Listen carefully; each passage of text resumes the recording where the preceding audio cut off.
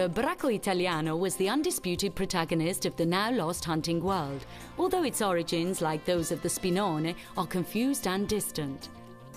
It seems that a dog similar to the Bracco was used by net hunters in the early Middle Ages. Only in the Renaissance did this great hound attain a separate physiognomy, partly thanks to the families who raised them for hunting with nets, in which they were enveloped together with the game birds, and later for hunting with the harquebus, when the shot was taken on the ground and it was used by falconers who used it to flush the game.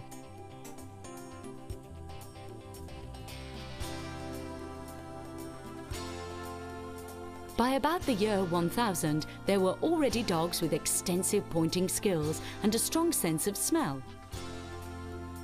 They could locate game hidden on the ground and follow it if necessary. Some researchers have affirmed that pointing developed hand in hand with the fall in numbers of big mammals and with the increase in smaller game.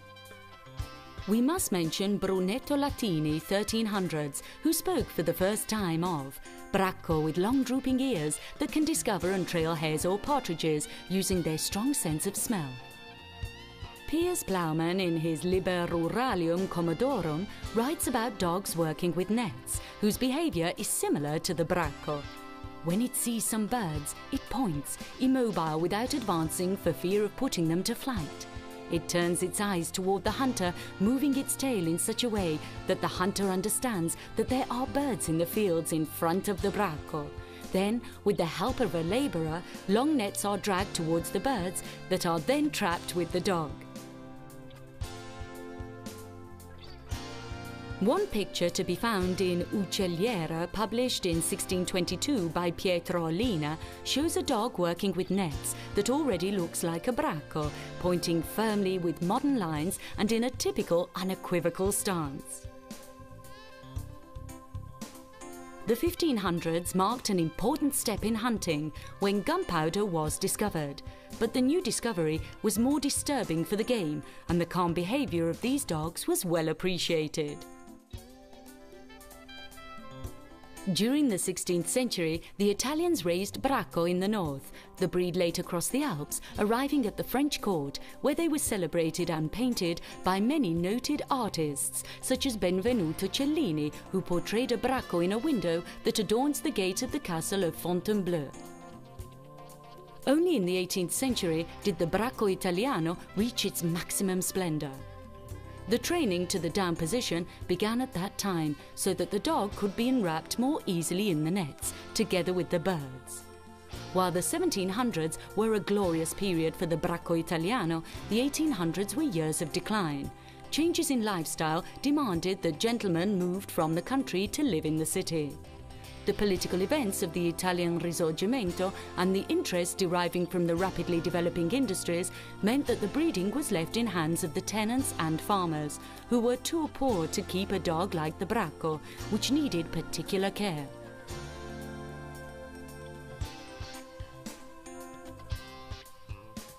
Bread and milk serum was the base feed, and the Bracco, already heavy and slow, became lymphatic and lazy. This was not a problem for the owners, who used the dogs in small areas covered with thick vegetation, rich in game, with no other problem than that of keeping the huge Bracco calm. During this period, the Bracco earned the reputation of being a slow breed, indecisive, with hesitant point and a massive build.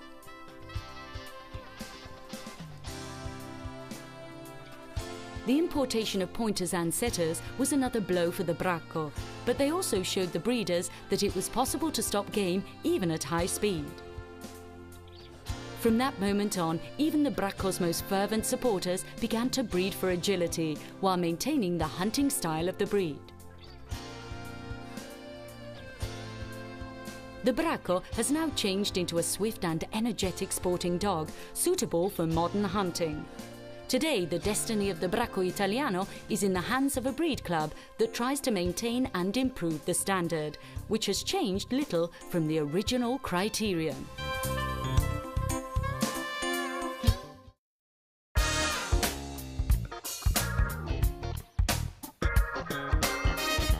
This breed is of purely Italian origin, a gun dog and a pointer. The dog is robust, vigorous and graceful, and its habitual gait is a fast, loose trot. When tracking, the head is held high, with the nose a little above the dorsal line. It has an intelligent and tame expression. It is docile and suited to all types of hunting. Nowadays, dogs with prominent muscles and a keen expression are preferred.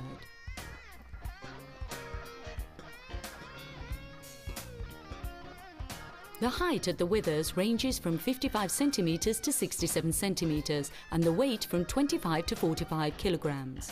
Extremely heavy dogs, like those produced in the late 1800s and in the early 1900s, no longer exist, and the size of the present Bracco is so much reduced that it appears vigorous, athletic and dynamic. A thinker without any hint of heaviness or indecision.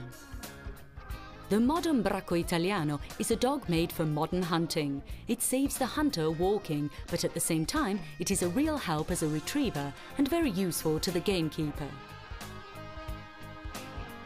Its form could be contained in a square. The head has divergent facial skull planes and a slightly pronounced stop. The sinuses are well pronounced. The nasal canal appears slightly rectangular. The nose is very big, slightly hooked, brown or flesh-coloured. Not very much appreciated, according to the colour of the coat. The face must be well balanced, the skull of normal length, and the lips well developed and pendulous, more than covering the mandible. They are not flabby and they have a visible union. The eyes are in a semi-lateral position with oval sockets. They have a gentle expression and are the same colour as the coat or possibly darker. The ears must be long enough to reach the tip of the nose if extended. They are set well back. They must be light velvet in texture and be covered in soft skin.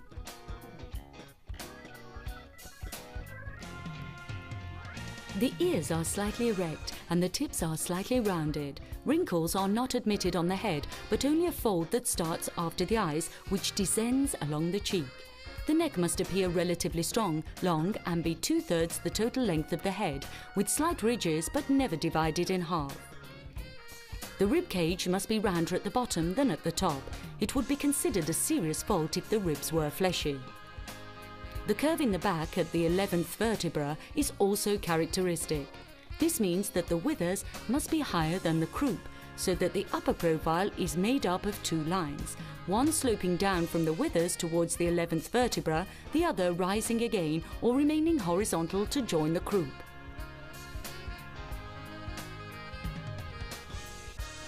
The dog has a trotter's croup, slightly sloping at an angle of 30 degrees with the horizontal. The pelvis must be wide, above all, in bitches. The shoulders must be strong with good muscles, long and sloping. The upper arm must lie on the chest. The forearms must be strong and perpendicular. The front pasterns must be of the right proportions, compact, long and slightly flexed. The thighs of the hind legs are long, muscular and with a back line that tends to be rectilinear. The strong legs have wide hocks, slightly angled but very perpendicular. The rear pasterns are short and lean. They must not be bandy or cow-hocked. The feet must be strong, big and round. The slightly lengthened toes, which are close together, have strong curved claws on the ground. Dew claws are sought, but their absence does not constitute a fault. In fact, today these appendages have no other purpose than to guarantee the purity of the blood. There is no functional use for them. On the contrary, they are an impediment among the stubble or undergrowth, where the dew claw often bleeds, laming the bracco. The tail must be thick at the root and tapered towards the tip. It is carried horizontally or slightly lowered and is between 15 centimeters to 25 centimeters. The coat must be short, lustrous and dense. Long wavy hair is considered a fault, even if restricted to the croup and tail. The coat can be white, white with orange or amber marks of varying size and shade, white with varying marks of brown, white with pale orange, orange roan, white with brown, brown roan.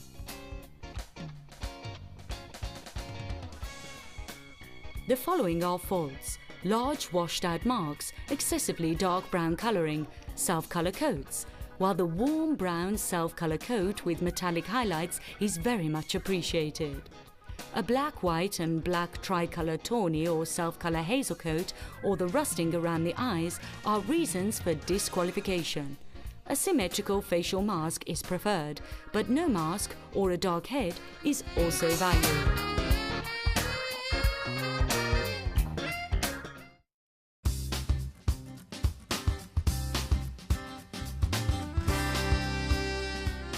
The trot is long and collected. Some brief moments of gallop are tolerated during the retrieve, on ground already inspected and in the case of external distractions, but the required gait when on the scent is the trot. The search pattern is diagonal, nearly always rectilinear and well spaced. Obviously, as in all the other trotters, the quartering instinct is very important. Yet while the solution to various questions is nearly automatic for the gallopers, in the bracco it is easily legible in its handsome, thoughtful mask.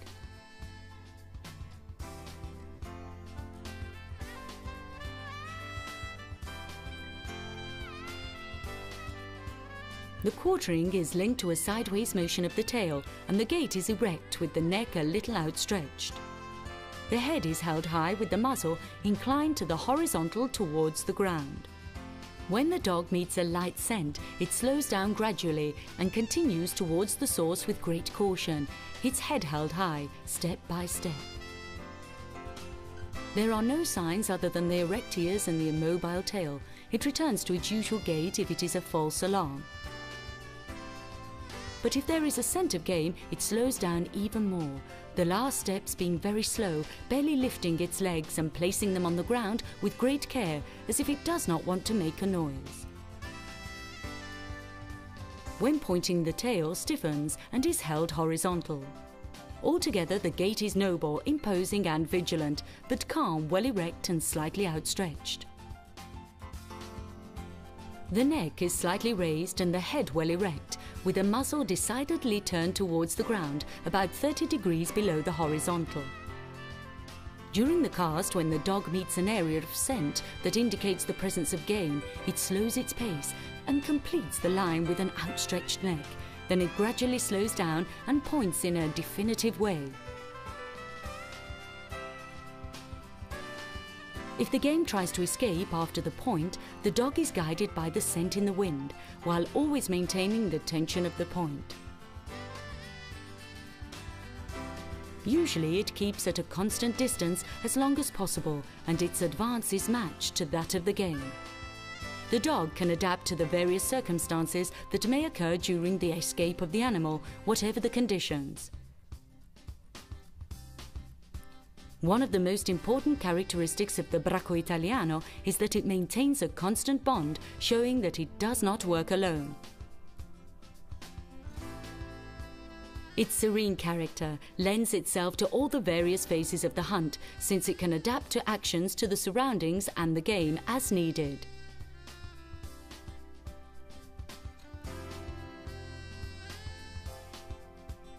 Besides the current work standard, which only mentions the behaviour in hunting and in gun tests, it must be borne in mind that the Bracco is a natural retriever.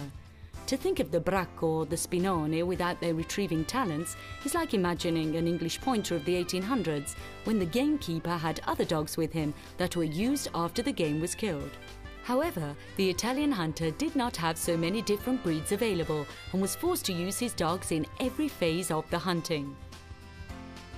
In addition, the retrieve and the pickup were highly valued stages.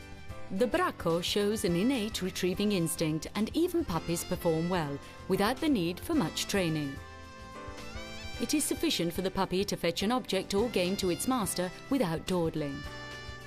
It will accept a pat as a prize and release the prey. The Bracco must carry all kinds of game from quails to hares, although it sometimes prefers bigger game.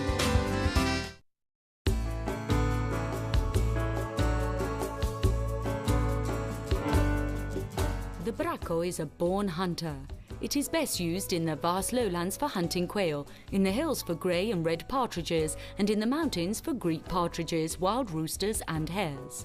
It gets excited over the scent of the woodcock in the woods and can become an expert with its well-honed quartering instinct, its scenting of the wind and its silent cast. It has learned to work with pheasants, which are modern game that did not appear in the notes of the 1800s, when the bracco were the only help for the Italian hunter. It prefers game with different behaviour, but has, by now, accepted the omnipresent long tail, both while hunting and in tests. The bracco has won numerous awards with this volatile, colourful bird in tests. However, the bracco is at home with snipe in the shallow marshes, in water meadows and rice stubble.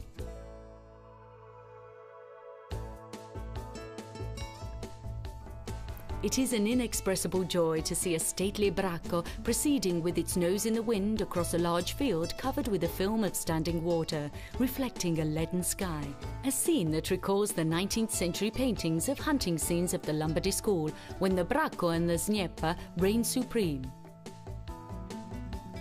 The numbers of the breed are constantly increasing, and while there are not many people who use the dog every day as a retriever, it is always well represented in the tests, regularly gaining the highest awards.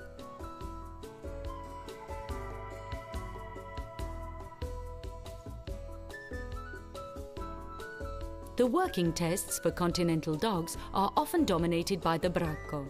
Always excellent dogs, often already working champions, they show their great talents, which have recently been strengthened by breeders. In fact, there are a large number of people who are devoted to breeding the bracco, producing handsome dogs that often become supreme champions. Today, the breed has been modernized, keeping its basic qualities intact while gaining greater energy in its action. This is translated into a more sustained speed, even in its typical trot, and wider casting when necessary in conditions where there is not much game. Nowadays, the hesitant bracco that needed to be continually recalled by its handler if it is to take advantage of the number of quails or grey partridges no longer exists. In its place, the breeders have created a modern bracco, extremely dynamic, useful both in woodland, fields or marshes, but also in the vast Polish plains where it can demonstrate its skills in hunting grey partridges, even 100 metres away.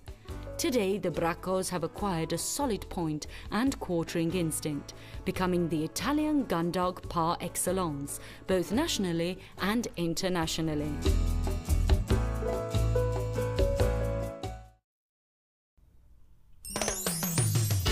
The distinctive features of the Weimaraner are its unusual coat in varying shades of grey and its compelling amber eyes. It is valued not only from an aesthetic point of view, but also as an all-purpose gun dog. Few gun dogs have found such impassioned admirers, even among non-hunters, as the Weimaraner has. According to some experts, the unusual colour of its coat, from silver to mouse grey, comes from the brown hues that appear on the inside of the legs, under the tail and the lips. The elegant lines and amber eyes almost seem to outdo its hunting talent, and it is also valued as a companion dog, thanks to its docile and balanced character. There is no doubt that it was originally bred as a gun dog, and it is one of the oldest Germanic short-haired breeds. The origins, however, are lost in the mists of time and open to many interpretations. According to some, they were selected by King Louis IX of France in the 13th century for hunting big game in large packs, such as the wolf. It seems that when the king was released from prison in the Holy Land, he asked for a pack of hounds he had admired hunting deer to take home with him. They later became known as the St. Louis Grey Dog. Pictorial testimonies of the 1600s assure us of the existence, if not of the Weimaraner, of a very similar dog, as shown in a painting by Van Dyck, dated 1631, which shows Prince Ruprecht von der Platz with an example of the breed. Others think the Weimaraner came from the crossing of a pointer dog and a bitch of an unknown breed that was raised in the 19th century at the court of the Duke of Weimar, hence the name, where it was used as a bloodhound. Chancellor Bismarck, 1815 to 1898, writes that he too wanted to have a Weimaraner, but he met the refusal of the Emperor William, who thought the breed exclusively royal property. Only after 1890 was the breed raised selectively and recorded in the German genealogical books for the first time in 1922. Its fame as a royal dog was, however, its downfall.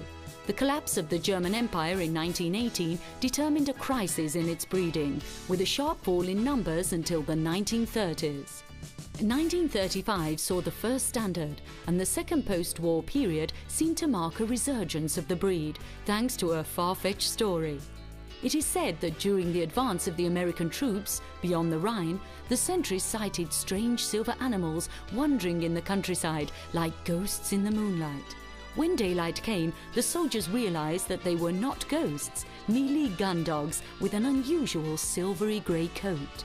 The interest raised by these animals meant that many American soldiers returned to their country with an example of the breed, which became extremely popular. In America, the Weimaraner is valued for hunting, tracking and police work, and even for agility competitions. Unlike Europe, where the competition with other continental breeds, such as the Espagnol Française, the Kurzhaar and the Drachter, are difficult to beat. The increase in the number of dogs registered in the pedigree records all short-haired with considerable variations.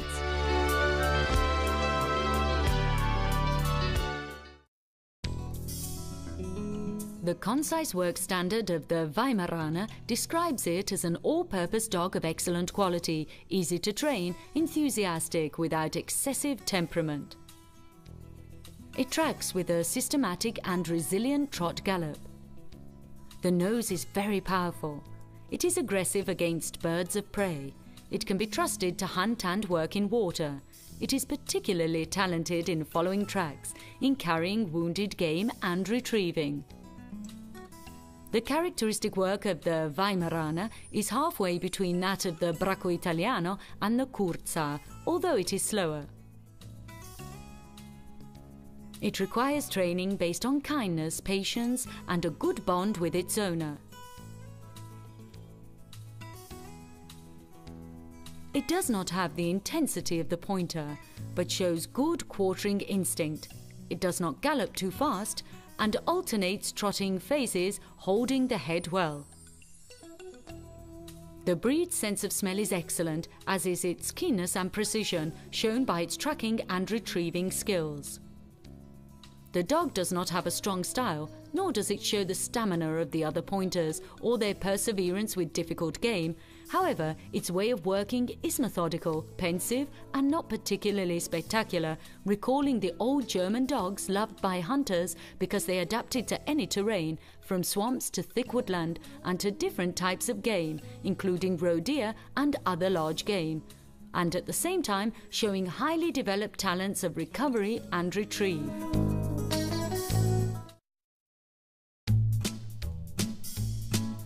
General appearance. A gun dog of above medium size, multi-purpose but adapted for retrieval, lean and very muscular, with a handsome form and an exceptional sense of smell. Hunts both birds and vermin, good at pointing, but suitable for any work after the shoot. There are considerable differences between the sexes. The height at the withers is 59 to 70 centimeters in dogs, with an ideal size of between 62 to 67 centimeters and a weight of 30 to 40 kilograms. The bitches are between 57 and 65 centimeters with a weight of 25 to 35 kilograms. The ratio of length to height of the body is 12 to 11. Measurement from elbow to ground equal to distance from elbow to top of withers. It has a docile, well-balanced character and is a passionate hunter, persistent and systematic in casting, never temperamental. It is determined without being too aggressive.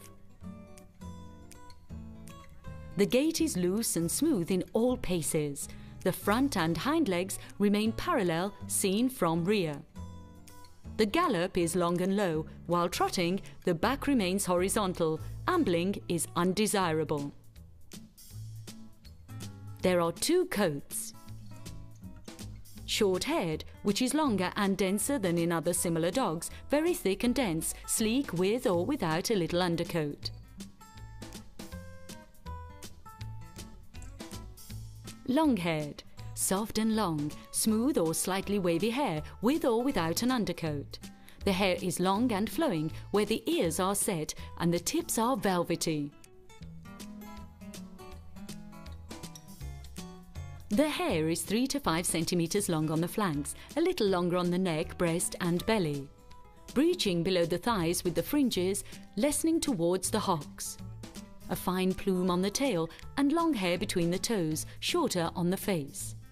In dogs with a mixed bloodline, the coat is similar to a double coat, medium length on the body, dense and close.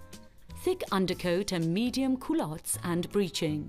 Tight close-fitting skin, but not excessively so. The Weimaraner is silver grey, roebuck, mouse grey and all intervening shades of grey. Coat shows a metallic sheen. The head and the ears are generally a little lighter. White patches on the paws and chest are permissible if small. Sometimes there is a marked strip down the middle of the back, known as an eel stripe. Dogs with brindling from tawny to yellow can get the maximum qualification of good. Dark brown brindling is a serious fault. Head. Imbalance with size of body and facial region. Broader in dogs than bitches, yet in both the relationship between width of cranial region to total length of head must be in good proportion. Medium groove on forehead, slightly to moderately protruding occipital bone. Zygomatic arches easily traceable behind the eyes. Cheeks muscular, clearly defined. Definitely clean head. Stop extremely slight. Muzzle long and, especially in the male, powerful, appearing almost angular.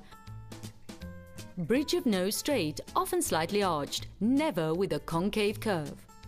Nose leather large, protruding over the underjaw, dark flesh colour, merging gradually into grey towards the rear. Flews moderately deep, flesh coloured as are the gums, slight labial corner. Eyes. Round eyes slightly slanted with close-fitting eyelids.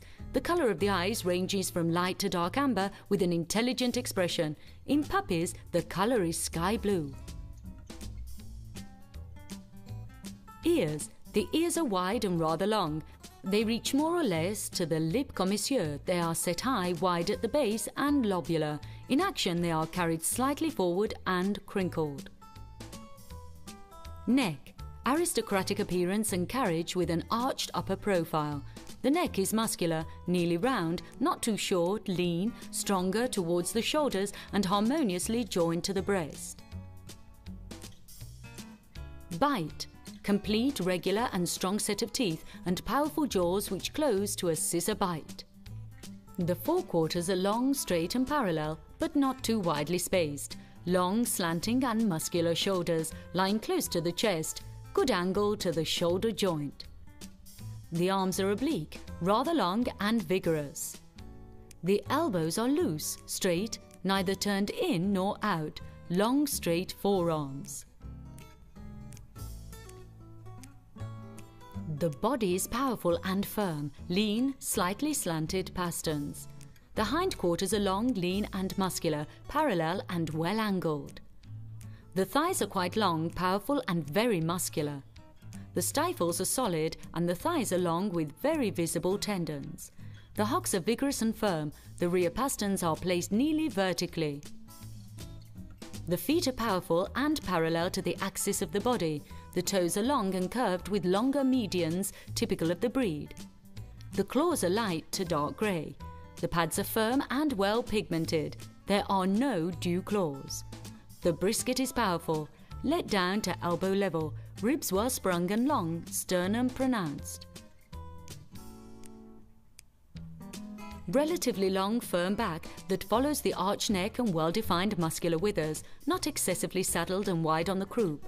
A longer back does not constitute a fault, but on the contrary is a characteristic of the breed. The croup is long and quite sloping. The belly is slightly raised. but not as much as in the greyoids. The tail is set rather low under the line of the back and lower than in other breeds.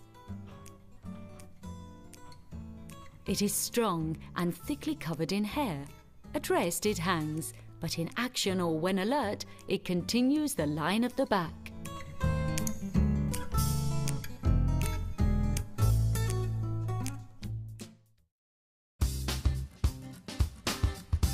France boasts the greatest number of breeds of pointers, 15 in all, of which 6 are of the Bracoid type. The 2 Braques Françaises, the de Pyrénées and the de Gascogne, the Braque d'Ariège, the de Puy, the Saint-Germain and the Auvergne Bleu. Some of these breeds, such as the Braque du Puy and the Braque d'Ariège, are rare and near to extinction, while others, such as the de Pyrénées, are gaining popularity outside France. While the Braques are undoubtedly of older origin than other French pointers, like the Spaniel Français and the Griffon, the Braque Français has the oldest origins of all. In fact, many other pointers descend from them. The Saint-Germain, for example, is said to be the result of crossing a Braque Français with a pointer. We have said that there are 2 kinds of Braque Français, the larger de Gascogne type and its descendant, the smaller de Pyrénées type. They are different both physically and in their work characteristics. The de Gascogne is very sturdy, strong and imposing, though it is lighter than the Bracco Italiano. At one time, the Braque Français was very heavy, but the French were successful in refining and lightening its features with blood from other breeds. It is a very sturdy, versatile dog, suitable for hunting or game on any kind of terrain. Its numbers are currently limited to southern France, owing to the increasing popularity of the British and German pointers in Europe. Interest in the de Pyrénées is now growing among hunters outside France. Serious breeding has started in many European countries, the United States, Canada and even the Arctic regions, where it is used to hunt white partridge. It is the same size as the Spaniel Français and well adapted to the climate of the region from which it comes.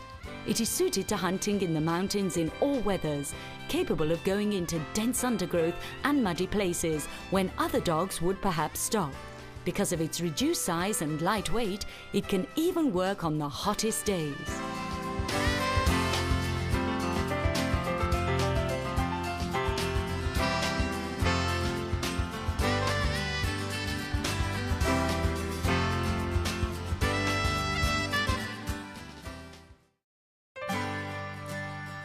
The size and build of these dogs vary according to the work carried out. The characteristics of the 2 Braque Français, however, are thoroughly described in the standard drawn up by the club that protects both breeds. The work of the Braque Français must not resemble the pointer, or the German pointer, or the Kurzhaar. The British breed was created with 80% of blood from Braques, from both sides of the Pyrenees. Blood from other dogs and intense selection has given the pointer greater vivacity or pure speed. That's why the pointer is called the Gentleman of the Wind, the King of the Gallop, or the Formula One of the pointers. The Kurzhaar's origins are close to that of the Braque Français, but the German breeders wanted a more multi-purpose dog, and they aimed for a particular strength of character that would enable the dog to bear the kind of training based on discipline and firmness.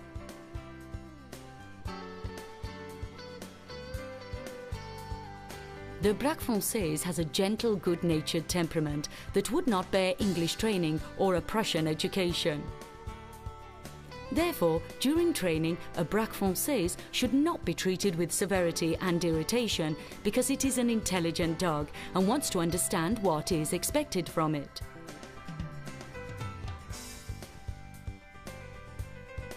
The dog does not accept unmerited punishment and only obeys commands to please its true master. Away from the hunting ground, its gentle character makes it a lively and affectionate family pet. The style of work of the de Pyrénées is slightly different from the de Gascogne. It is smaller and generally faster and more impetuous. Even the gait is different. The de Gascogne tends to alternate a fast trot and a gallop, while the de Pyrénées usually gallops. In fact, many authors from the past said it seemed to fly over the ground. Both have a different style from the English breeds. There is nothing theatrical or speedy about them, no exaggerated catalepsy, and their head is not carried in a set, severe position. In short, this dog gives the impression that it intends to dose its strength throughout the hunt. Once released, they seem to know that they have a day's work ahead and not an exhibition of style. They look as if they are getting ready for a middle distance run rather than for a 100-meter sprint. Their point is firm, but not exaggerated or catatonic. During this phase, the Braque Française is fully aware, allowing it to guide the hunter. Its ideal position in pointing is erect, with the head signalling the location of the game it has found, the ears slightly lifted, the eyes focused, the tail carried lower than the kurzar. If the handler is far behind, the dog can turn its head, directing him towards the point where the game is located, almost pointing out the exact position. At this point, the dog must remain immobile and must only proceed on its master's command. The Braque Française is a very intelligent and instinctive dog. It must never give the impression of being forced or mechanical.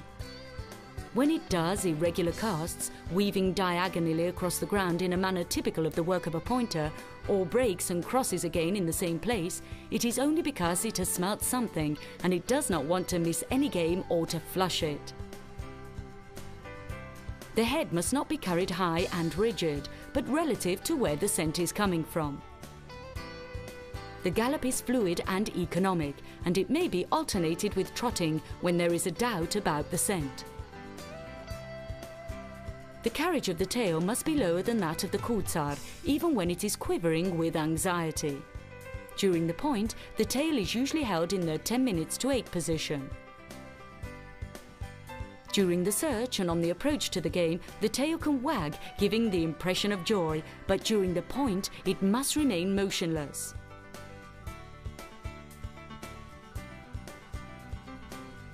Its drives may be more or less energetic and rapid, but it must always be authoritarian and tight. Sometimes the game, in spite of a determined drive, keeps its distance, and in this case the dog can retrace the scent on the ground. The Braque Française must go down in front of flush game and fully down when the hunter shoots. This breed is not a retriever, so it is more important for it to find the game, wounded or dead, than for it to present the game correctly to its master. If the scent is strong, the nose remains high and the gait is a gallop. In difficult conditions and against the wind, the nose is held close to the ground following the tracks. In the retrieve, it is much better for the dogs to let the game fall due to excessive lightness, called light bite, than destroy it due to excessive enthusiasm or hard bite. The speed of the retrieve is quite important, and the Braque Française must show enthusiasm without giving the impression of playing. The Braque Française must not hesitate before entering bushes, brambles, ditches and water. It must not show signs of nervousness, such as excessive impatience before it is freed. It must not suffer from the heat or thirst. It is important not to generalize its style, because every subject is able to introduce variations that give it a special quality. Above all, it must not be histrionic or an exhibitionist looking for an immediate and showy effect, but a pleasant, intelligent and skilled collaborator suitable for long, hard work. General appearance. There are two dogs in this category, the larger de Gascogne and the smaller de Pyrénées. Both come from the southwest France in the central Pyrenees, where they were left in their pure state. The de Gascogne is a middle-sized brachoid, noble and powerful without being too bulky, sturdy with strong limbs that are more elegant in the bitches. Its skin is thick and quite loose.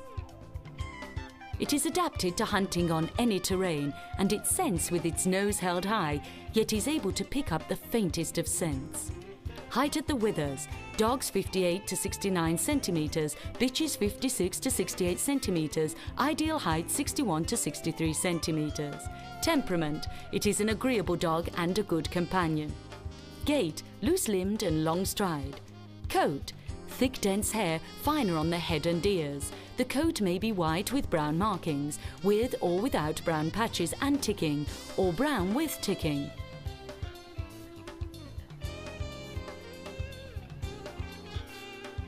Head. The head and skull are large but not massive. The skull is nearly flat or slightly convex, with a slightly pronounced forehead, furrow and a small but prominent occiput. The stop is neither too small nor too pronounced. The lines of the skull and of the muzzle slightly diverge. The lower part of the muzzle is wide and rectangular, sometimes slightly convex. The length is a little less than that of the skull. Flews long and somewhat full, large brown nose with well-opened nostrils. The eyes are wide open and well set in their sockets. They are brown or dark yellow with a frank expression. The ears are of average length and are attached at the height of the eyes. They are not very wide at the base and are slightly pleated and rounded off at the tips, framing the head well. There may be a pair of vertical wrinkles at the level where the ears are attached, or a little above. The tips must reach the base of the nose. The neck is fairly long, slightly arched in the upper part and always with some ridges. The breed has a complete set of teeth that close to a scissor bite. Body and build. The forequarters are straight, wide and muscular. The shoulders are very muscular and slanting, with the elbows at the level of the sternum. The front pasterns are strong and very muscular. The hindquarters are well angled with meaty thighs, muscular legs, well angled hocks, relatively short pasterns. The feet are compact, round with closed curved toes, strong toenails and fleshy pads. The brisket is broad and deep, reaching the elbows. The ribs are round and well developed. The back is wide, straight and at times a little long, but always well supported. The loins are muscular and slightly arched. The croup is short and sloping. The belly is slightly raised with flat sides. The tail is generally short and naturally continues the convex line of the croup. A long tail is acceptable, and if the dog is born with a short tail, this is not considered a fault. The following are considered faults: over or underweight, excessively marked occiput, cracked or unpigmented nose, flews too thick or not low enough, deep-set round eyes, flat ears either too short or too rolled up, flat feet, too few or too many toes, a raised belly, no tail.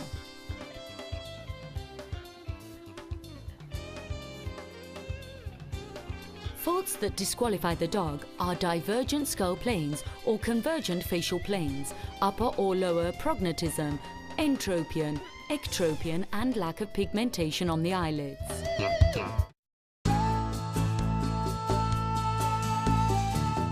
The overall appearance is rustic, muscular but not heavy. The breed maintains the same proportions as the de Gascogne but is smaller.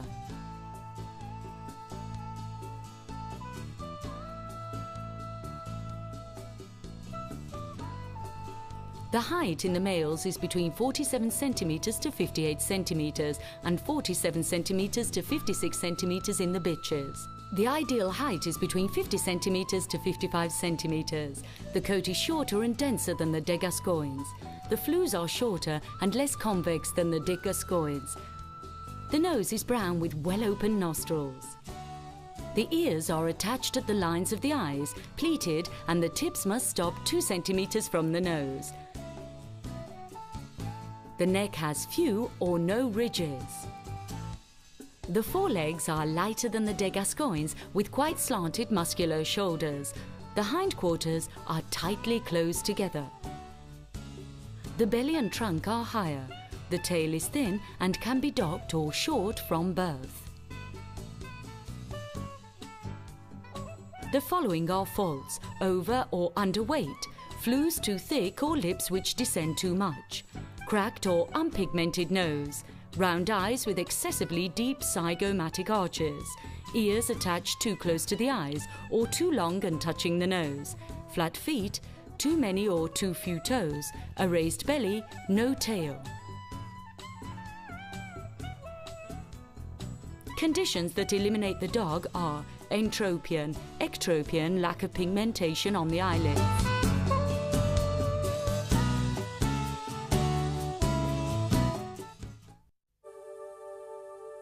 A proper diet is essential to your dog's correct and full development, so as to be able to keep it in perfect shape and health. Some people believe that dogs can eat virtually anything, and therefore give their dogs all kinds of food, often recycling the leftovers from their own meals.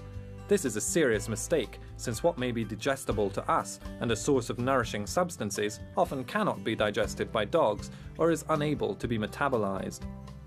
A final piece of advice. It sometimes happens that a dog loses its appetite and refuses food for 1 or even 2 days. This is a normal occurrence, and in these cases it is a good rule not to always leave a full bowl of food down for the dogs. Instead, the food should be removed after a short time. Present the bowl of food again at the following mealtime after having changed its contents. In the event of loss of appetite lasting for more than 2 days without the presence of side symptoms, or if it is accompanied from the outset by symptoms of general suffering or exhaustion, consult your vet immediately. It is very likely to be an ordinary ailment, but in this case it is not worth taking a risk, and it is better to seek reassurance from an expert.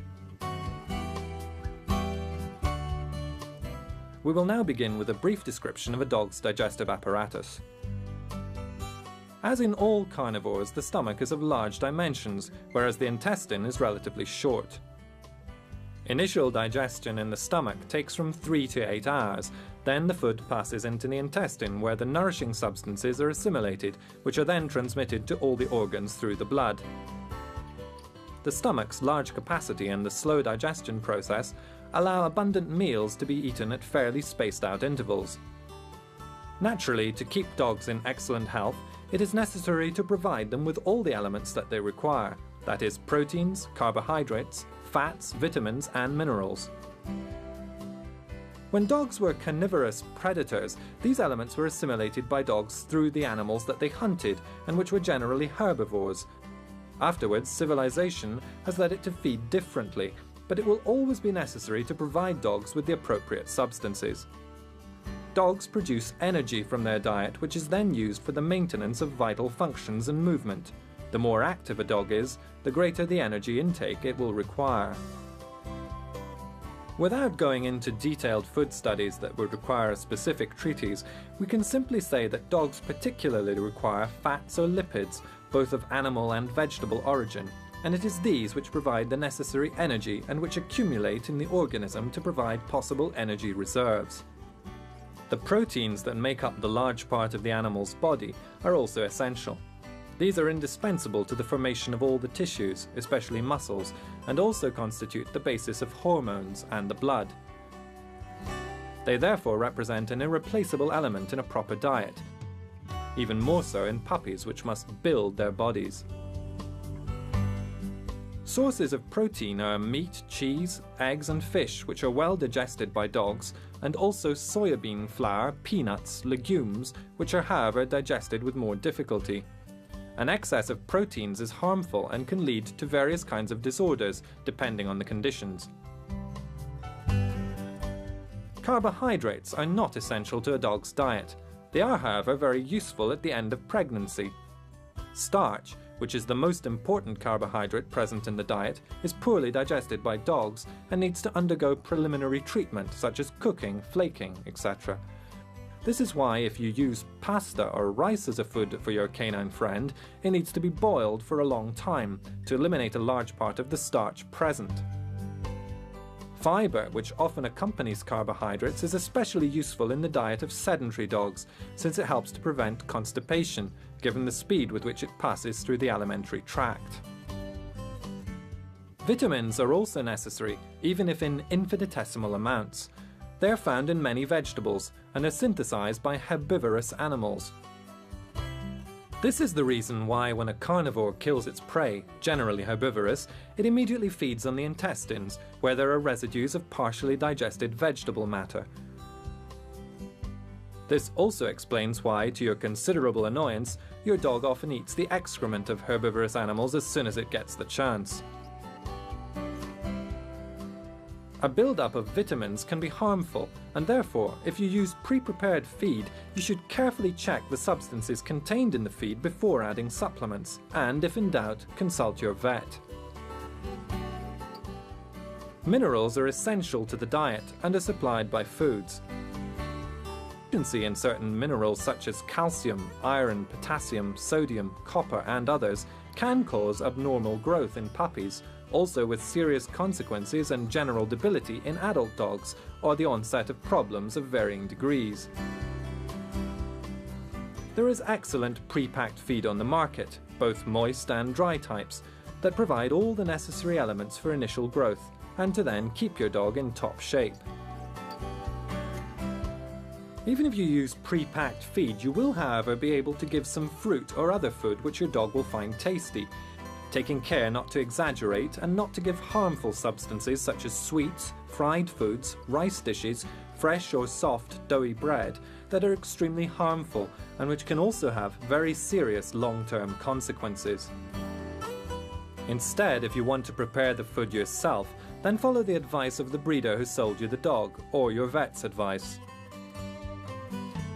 As a general rule, it is worth knowing that meat, ideally beef, is essential.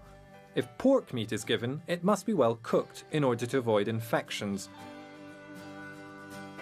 Poultry, meat and rabbit are also fine, provided that they are completely boneless. Giblets, although less rich in nourishing substances, are well liked. Fish is an excellent food and is best given cooked. It is particularly advisable for low-fat diets for dogs with digestive or skin problems. It is also an excellent means with which to make the diet less monotonous. Eggs are appetizing and supply many nourishing substances. They are particularly advisable for puppies and suckling females. Yolks can be consumed raw, whereas the albumin should always be cooked. Fats, such as lard and oil, are always readily accepted by dogs and are particularly useful during moments of work or physical effort. 1 or 2 teaspoonfuls of oil added to food are always beneficial. Dry bread is a good energy source, but it must be well dried. It is also useful for cleaning your dog's teeth and for keeping them in good condition.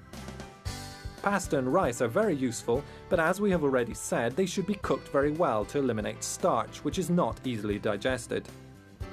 Fruit and vegetables, even if not essential, can be given to dogs that appreciate them. However, the nutritional intake is very slight and is only worthy of note for the intake of roughage. Needless to say, the final element which is essential to nutrition is water. Fresh and plentiful, that must be available at all times. If in a bowl, it should be changed as often as possible, especially during hot spells.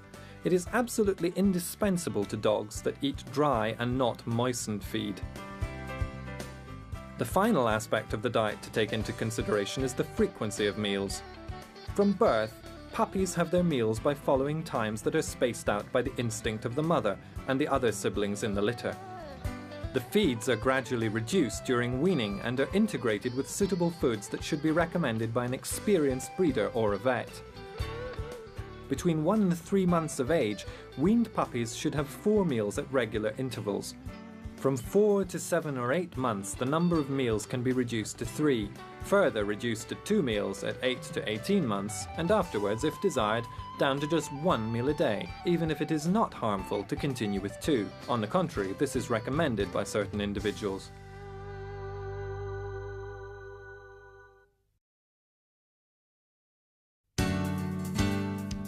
The decision to have a dog is an important one to make, which must be thought over carefully without ignoring some useful basic information. The vaccination prophylaxis must always be carried out with utmost care to try and protect not only the puppies but also adult dogs from the most common illnesses. Generally speaking, a puppy leaves the breeder after having been vaccinated at around 40 to 45 days with a triad vaccine against canine distemper, infectious hepatitis and parvovirus. A second quadrivalent vaccination, also including leptospirosis as well as the 3 ailments already mentioned, is generally carried out after 3 weeks. An additional vaccination can be carried out after a month, again quadrivalent, to be then replaced annually throughout the dog's lifespan. A dog can be vaccinated only if it is in perfect health and thus also free from endoparasites. Appropriate antihelminthic treatment must be carried out normally twice a year. Different types of ascarids exist, each of which specifically infests an animal species, man included, and there is practically no risk of zoonosis, that is, transmission of the infestation from dog to man. It is important that dogs are also kept free from ectoparasites, that is, those that live on dogs such as fleas and mites, both of which are hematophages. Moreover, fleas act as an intermediate host for a type of taenia. Numerous specific products exist to free dogs from these annoying parasites, but one must not forget to also carry out appropriate disinfesting operations in the areas where dogs live. The arrival of spring exacerbates the problems caused by undesired guests, the mites that arrive along with the initial spring warmth. A run in the meadows through woods, perhaps near groups of farmhouses and farms where there is livestock, can result in our canine friend returning home with mites. Not necessarily, since some factors may exist which make a dog more or less susceptible, also depending on its general state of health, that can influence whether or not a dog will pick up these acari. They represent a grave danger to dogs because they transmit pyroplasmosis, a serious infection carried by protozoa of the Pyroplasma species that affects pets and also causes death if not discovered and treated in time. The symptoms in its acute form are represented by fever, also sthenic, asthenia, pallor of the apparent mucous membranes, and hyperchromia of the urine that can also become brown-black in colour. In advanced cases, jaundice and a comatose state which could possibly result in death. The mites suck blood for 2 or 3 weeks, and once having mated, the female then detaches itself from the animal and deposits the eggs a week later. The deposited larvae, recognizable by their reddish colour, are minute, like tiny beads. They also look for a host on which to climb, sucking blood for several days. They then detach themselves and after a few days change into octopede nymphs of bluish colour. They become adults towards August or September. With the arrival of autumn, the adults immediately upon hatching then lay dormant in cracks in the ground until the next spring. In general, the mites attach themselves to less thick skin, such as ears, armpits, groin, between the digits of the paws. Therefore, as a precautionary measure, we should always examine our canine friends for signs of any undesired guests after a walk in the open. Correct dog hygiene starts with coat care. For most breeds, but not all, it is advisable to brush the coat almost daily in order to remove the hairs that have reached the end of their life cycle. The coat of many breeds requires specialized grooming, which is to be carried out several times a year. One must not generalize about the fact that a shiny coat is a sign of good health, since in some breeds it should have a tendency to be dull. Dogs must not be washed too often so as not to damage the protective function of the sebaceous glands. The skin in normal conditions should always look clean, without dandruff deposits or desquamations of any kind. Should cutaneous alterations appear, such as eczema, alopecia areas, i.e. hair loss and failure of hair regrowth, thickening or the appearance of abnormal pigmentation, consult your vet without delay. Cutaneous alterations due to mycosis or mange are spread by contagion, but only in the case of particularly debilitated animals and when one fails to observe the most basic hygienic rules. Claws must also be checked periodically. These are normally worn down in dogs that undergo normal physical activities, but it may be necessary to shorten them with the aid of a special tool. Oral hygiene should never be overlooked, and especially in miniature breeds, tartar removal is necessary from time to time because it can cause pyorrhea and bad breath. Certain bones are available on the market that, besides constituting a treat for our four-legged friend, act as a natural toothbrush. In puppies aged between 4 and 6 months, the deciduous dentition is gradually replaced by the permanent one. Regular inspections of the mouth are advisable during this period to check that everything is okay. The existence of cardiopulmonary filariasis, a serious disease caused by a nematode parasite, Dirofilaria immitis, or the blood and heart, has been known for several centuries, as has been known the important transmission mechanism of the disease by the mosquito for about a century. However, it is only in the last 20 years, due to the rapid diffusion of filariasis in dogs kept for company and work dogs, that research institutes, pharmaceutical companies and vets have paid increasing attention to the problem. It is therefore important that dog owners are also aware, even if in general terms, of the existence and phenomena of the parasitosis. The transmission of the disease occurs through the mosquito's sting, which takes up the filaria larvae by sucking blood from an infected subject to then inoculate them into another healthy dog. The high contagiousness of the parasitosis is therefore easily understandable, in addition to its seasonality, spring-summer. During a period of around 6 months, the larvae in the dog's blood grow into adult worms that are situated in the heart and pulmonary arteries. In turn, the adult filariae produce small larvae called microfilariae, which will live in the blood. The dogs most affected are obviously those that spend more or less long periods outside, hence gun dogs, work dogs, and those that sleep in the open. The damage induced by the presence of the filariae is of considerable seriousness for that which concerns the cardiocirculatory function, and initially shown as a tendency for dogs to tire easily and the presence of a cough or respiratory dysfunction. The vet giving treatment at this stage will perform different clinical and laboratory tests that will confirm the presence of the parasites. On the contrary, the damage caused by chronic cardiopulmonary filariasis is extremely serious. The alteration of the cardiocirculatory function is often accompanied by liver and kidney lesions and a state of generalized hypersensitivity in the whole organism. The prevention programs that have only been practicable for a few years thanks to the use of specific new drugs are simple to carry out and do not involve toxicity risks for dogs. After having carried out a test to ensure the absence of a previous infestation, the oral administration of a medicine once a month for the duration of the entire hot season will give dogs effective protection, also if they are stung by an infected mosquito.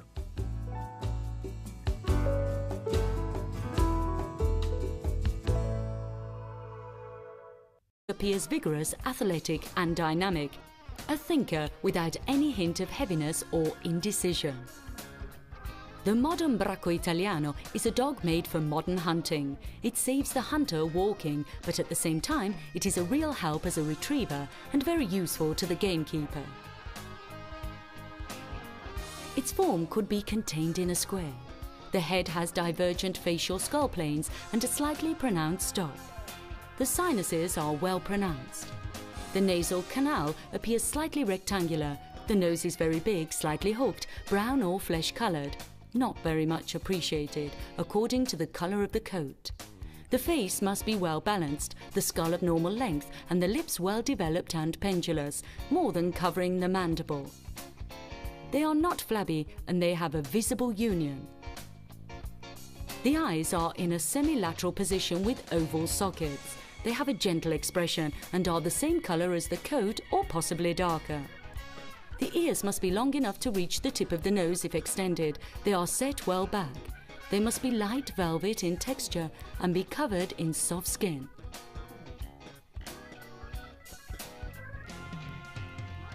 The ears are slightly erect and the tips are slightly rounded. Wrinkles are not admitted on the head, but only a fold that starts after the eyes, which descends along the cheek.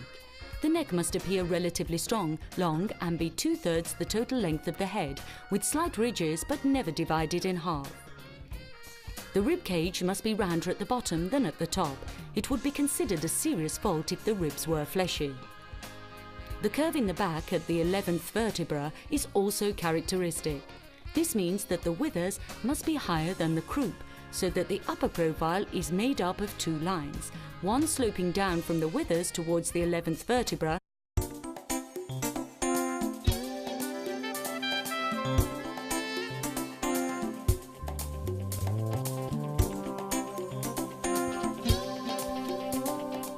The Bracco Italiano was the undisputed protagonist of the now lost hunting world, although its origins, like those of the Spinone, are confused and distant. It seems that a dog similar to the Bracco was used by net hunters in the early Middle Ages. Only in the Renaissance did this great hound attain a separate physiognomy, partly thanks to the families who raised them for hunting with nets, in which they were enveloped together with the game birds, and later for hunting with the harquebus, when the shot was taken on the ground and it was used by falconers who used it to flush the game.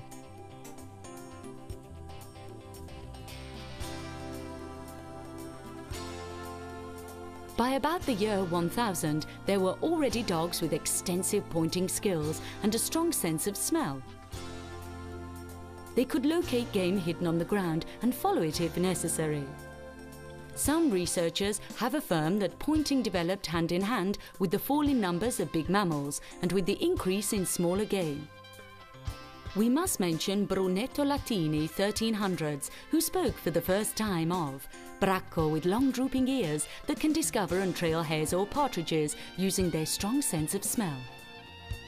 Piers Plowman, in his Liber Ruralium Commodorum, writes about dogs working with nets, whose behaviour is similar to the bracco. When it sees some birds, it points, immobile without advancing for fear of putting them to flight. It turns its eyes toward the hunter, moving its tail in such a way that the hunter understands that there are birds in the fields in front of the bracco. Then, with the help of a labourer, long nets are dragged towards the birds that are then trapped with the dog than that of keeping the huge bracco calm. During this period, the bracco earned the reputation of being a slow breed, indecisive, with hesitant point and a massive build.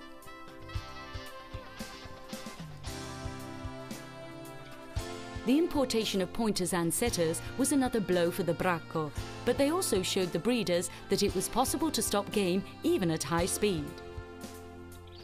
From that moment on, even the bracco's most fervent supporters began to breed for agility while maintaining the hunting style of the breed.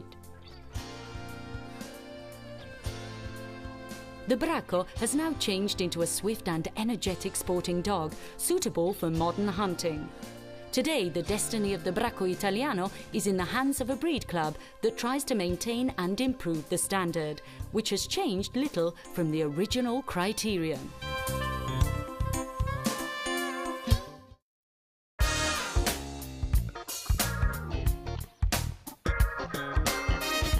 This breed is of purely Italian origin, a gun dog and a pointer. The dog is robust, vigorous and graceful, and its habitual gait is a fast, loose trot. When tracking, the head is held high, with the nose a little above the dorsal line. It has an intelligent and tame expression. It is docile and suited to all types of hunting. Nowadays, dogs with prominent muscles and a keen expression are preferred.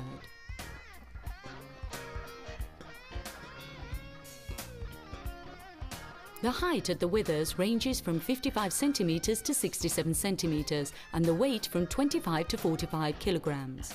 Extremely heavy dogs, like those produced in the late 1800s and in the early 1900s, no longer exist, and the size of the present bracco is so much reduced that the other rising again or remaining horizontal to join the croup.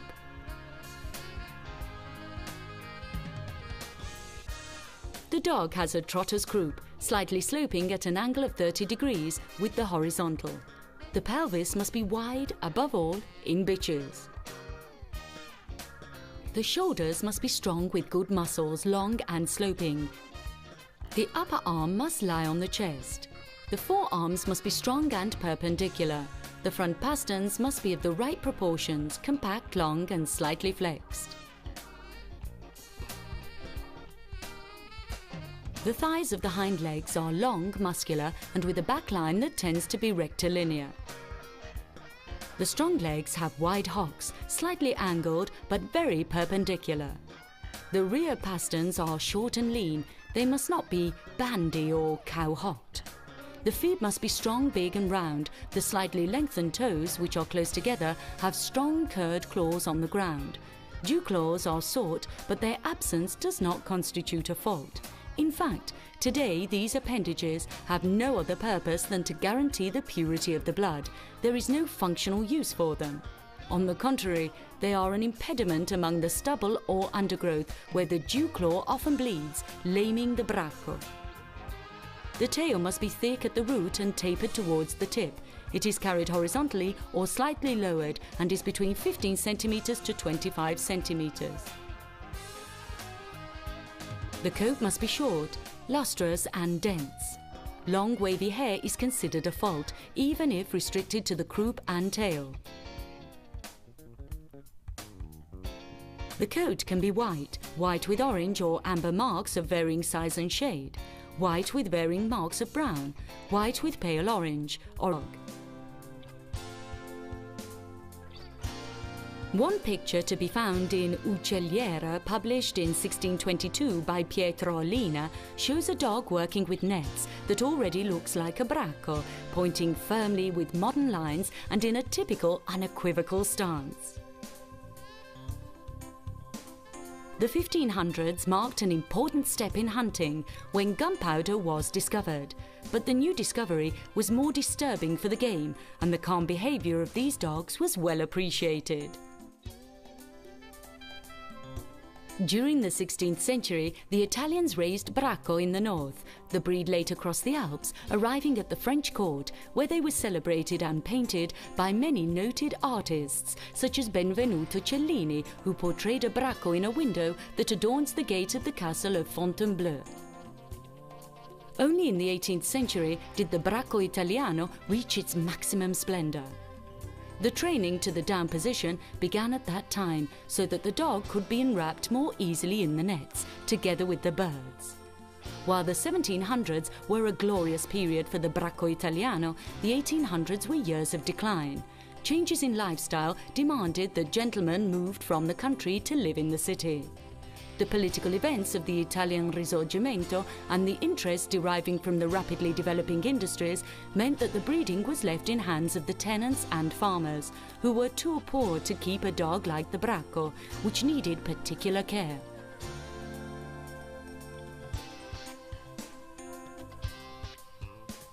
Bread and milk serum was the base feed, and the bracco, already heavy and slow, became lymphatic and lazy. This was not a problem for the owners, who used the dogs in small areas covered with thick vegetation, reaching game with no other problem.